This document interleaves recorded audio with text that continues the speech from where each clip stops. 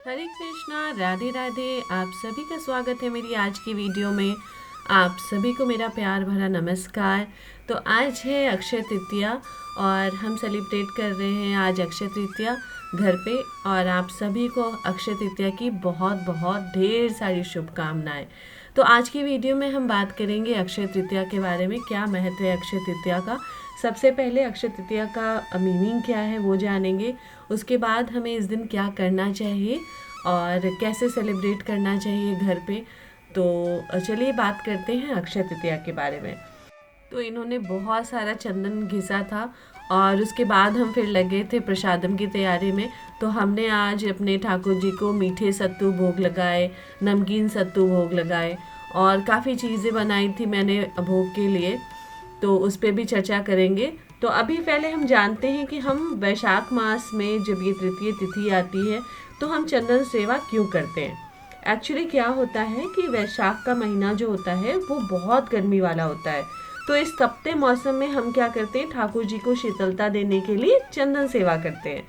तो अक्षय का अर्थ होता है जो कभी भी समाप्त ना हो, और तृतीया का अर्थ होता है वैशाख मास की शुक्ल पक्ष की तीसरी तिथि। तो अगर अक्षय तृतीया के दिन हम चंदन सेवा कर रहे हैं तो चंदन बनाने की एक विधि है। स्टोन होता है जिसपे हम चंदन बनाते हैं, उस पे हम डालते हैं कैम्फर यानी कपूर, गुलाब जल, अगर गुलाब इत्र है आपके पास तो आप वो डाल सकते हैं, थोड़े से केसर के धागे डालते हैं और इन सबको मिलाकर अच्छे से एक चंदन का पेस्ट तैयार करते हैं। और ये हम कहाँ लगाते हैं, ये हम लगाते हैं भगवान के श्री अंगों पर, जिससे कि उन्हें ठंडक और सुख मिलता है। जब हम उन्हें चंदन अर्पित करते हैं तो ये केवल एक सेवा नहीं होती है बल्कि एक भक्त का एक गहरा भाव होता है। हम उनसे ये प्रार्थना करते हैं कि हे प्रभु, जैसे यह चंदन आपको शीतलता देता है वैसे ही आप हमारे जीवन के दुख, क्लेश और अशांति को दूर करें। तो आपको पता है इस दिन का क्या महत्व है। तो चलिए बात करते हैं इस दिन की महत्वपूर्ण घटनाओं पे, क्या क्या हुआ था इस दिन। तो इस दिन हुआ था भगवान परशुराम जी का प्राकट्य। इसी दिन त्रेता युग का आरंभ हुआ था। गंगा मैया धरती पर अवतरित हुई थी। श्री कृष्ण सुदामा का मिलन हुआ था। पांडवों को अक्षय पात्र की प्राप्ति हुई थी। तो अक्षय तृतीया के दिन ही इस पावन तिथि पर महर्षि वेदव्यास जी ने भगवान गणेश जी को महाभारत लिखने के लिए कहा था और इसी दिन महाभारत का दिव्य लेखन आरंभ हुआ था। और कुबेर जी को धन की प्राप्ति भी इसी दिन हुई थी।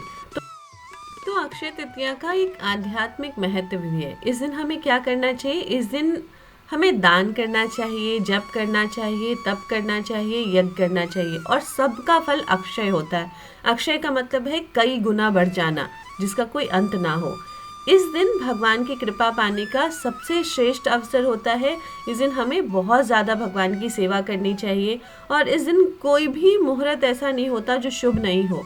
तो बिना मुहूर्त के कोई भी शुभ कार्य किया जा सकता है इस दिन। ये दिन बहुत ही शुभ माना जाता है।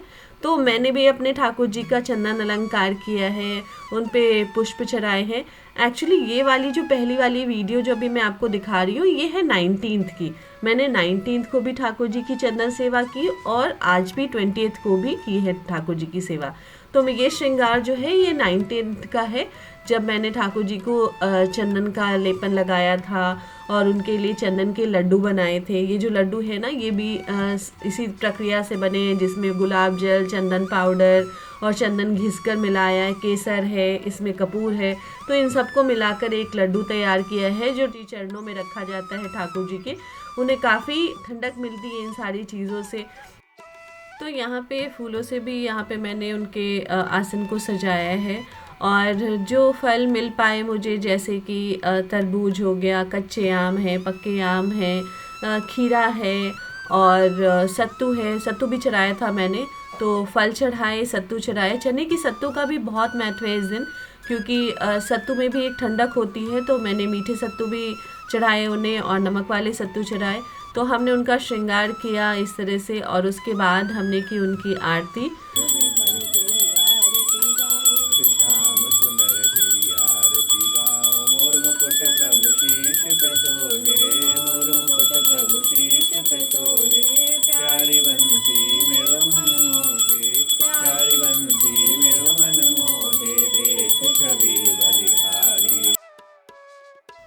तो इस तरह से मैंने अक्षय तृतीया के लिए ठाकुर जी का श्रृंगार किया, उनकी चंदन सेवा की, भोग लगाया, उनकी आरती की। और फिर नेक्स्ट डे फिर से मैंने सोचा था 20 तारीख को जब सभी लोग अक्षय तृतीया सेलिब्रेट करें। एक्चुअली कुछ लोगों ने 19 को किया और कुछ लोगों ने 20 को किया, तो मैंने सोचा था कि मैं दोनों दिन करूँगी। तो अब जो नेक्स्ट वीडियो है वो आ रही है 20 तारीख की, जो इसी में मैंने डाल दी है क्लिप्स। तो 20 तारीख को भी मैंने ठाकुर जी का, मतलब आज मैंने ठाकुर जी का श्रृंगार फिर से किया था चंदन से। तो ये क्लिप्स जो है ये आज की है। ये आज मैंने चंदन श्रृंगार किया था ठाकुर जी का, जो चंदन का लेपन तैयार किया था उसको उनके पहले श्री चरणों में लगाया है और उसके बाद उनके बाकी के अंगों पर इसे लगाकर उनका चंदन श्रृंगार करूँगी। तो उसी तरह से हमने चंदन का लेप तैयार किया था, जिसमें हमने डाला था कैम्फर, हमने डाले थे केसर के धागे। आपके पास अगर गुलाब का इत्र है तो आप वो भी डाल सकते हैं। मैंने यहाँ पे गुलाब जल का इस्तेमाल किया था और चंदन पाउडर डाला था। ये सारी चीज़ें मिलाकर और हमने एक लेप तैयार किया था और ये हमने ठाकुर जी को लगाया। ये लगाने से उन्हें काफ़ी ठंडक मिलती है और इसका बहुत महत्व है। अभी पूरे वृंदावन में चंदन सेवा चल रही है जो 10 तारीख तक चलेगी। 10 तारीख के बाद चंदन सेवा समाप्त हो जाएगी। अभी से कहते हैं गर्मियों का प्रारंभ होता है और ठाकुर जी को लगती है बहुत ज़्यादा गर्मी, तो इसलिए हम ये चंदन सेवा ठाकुर जी के लिए करते हैं। तो इस ग्रीष्म ऋतु के प्रारंभ होने पे हमें ठाकुर जी का विशेष ध्यान रखना चाहिए और हमें इस तरह से चंदन सेवा करनी चाहिए ठाकुर जी की और उन्हें हल्के वस्त्र पहनाने चाहिए। बहुत ज़्यादा हेवी वस्त्र, जैसे हम ठंडक के समय उन्हें स्वेटर पहनाते हैं, थोड़ी बारिश होती है तो हम उन्हें थोड़े हेवी कपड़े पहनाते हैं, लेकिन अभी के समय हम उन्हें बिल्कुल हल्के कपड़े पहनाते हैं।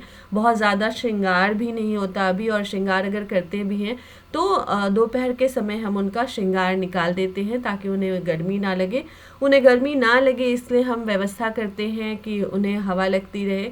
और अभी गर्मियाँ आ चुकी हैं तो हमें ठाकुर जी की व्यवस्था उसी तरह से करनी चाहिए जिससे कि हम उन्हें शीतलता प्रदान कर सकें। कहने का अर्थ ये है कि गर्मी के मौसम में जैसे हमें ठंडक की ज़रूरत होती है, वैसे ही हम अपने प्रिय कृष्ण को, प्रिय ठाकुर जी को भी शीतलता और आराम देने के बारे में सोचें, उसकी व्यवस्था करें।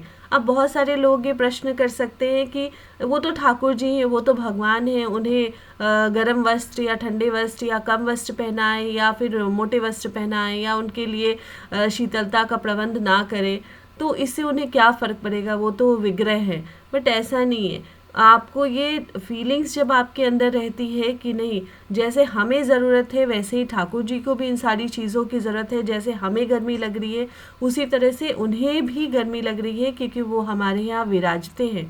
तो गर्मियों में हमें ठाकुर जी के लिए चंदन सेवा करनी चाहिए, अत्यंत प्रिय है ठाकुर जी को। और हमें हमेशा ये प्रार्थना करनी चाहिए कि हे प्रभु, ये चंदन आपको ठंडक दे रहा है और इस वजह से मेरे मन को भी शांति मिले, ऐसी ही शांति हमें भी मिले। उन्हें कॉटन, सूती हल्के वस्त्र पहनाने चाहिए, भारी भारी मोटे मोटे गर्म कपड़े नहीं पहनाने चाहिए और बहुत लाइट कलर के अगर आप वस्त्र यूज़ कर सके, जैसे सफ़ेद हो गया, पीले हो गए, हल्के नीले रंग के वस्त्र हो गए, तो इस तरह से उन्हें भी शीतलता मिलेगी। हम इस समय ठंडी दही का प्रयोग कर सकते हैं उनके भोग के लिए, उन्हें ठंडा छाछ दे सकते हैं। फलों में हम तरबूज है, खरबूज है, आम है, आम का पना है, शरबत है, ठंडाई है, ये सारी चीज़ें ठाकुर जी को बहुत प्रिय रहती है। और हमें ठाकुर जी के पास की जल सेवा का भी ध्यान रखना चाहिए।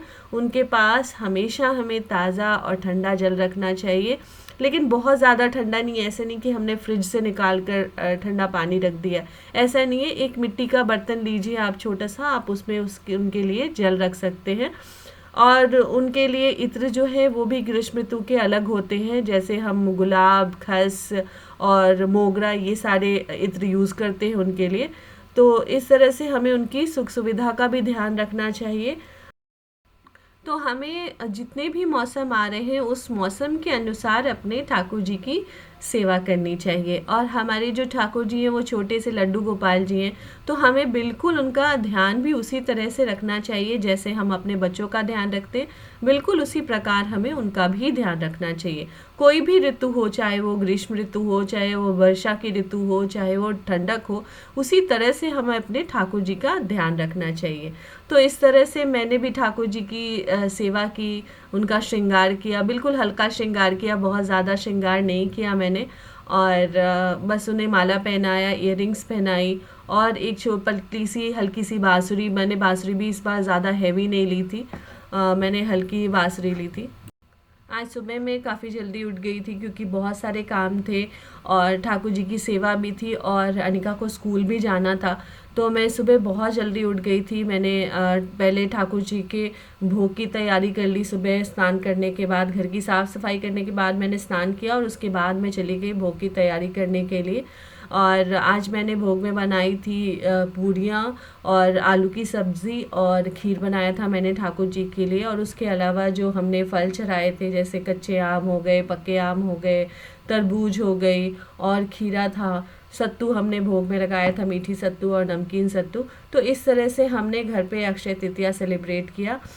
तो आज की वीडियो में बस इतना ही। तो आज अक्षय तृतीया के दिन हम ये चलिए संकल्प करते हैं कि हम भगवान के नाम की जप करेंगे, सेवा करेंगे और प्रेम करेंगे उनसे, अपने इस भाव के साथ कि वो हमारे हैं और हम उनके हैं, और ये भाव हमेशा सदैव अक्षय रहता है।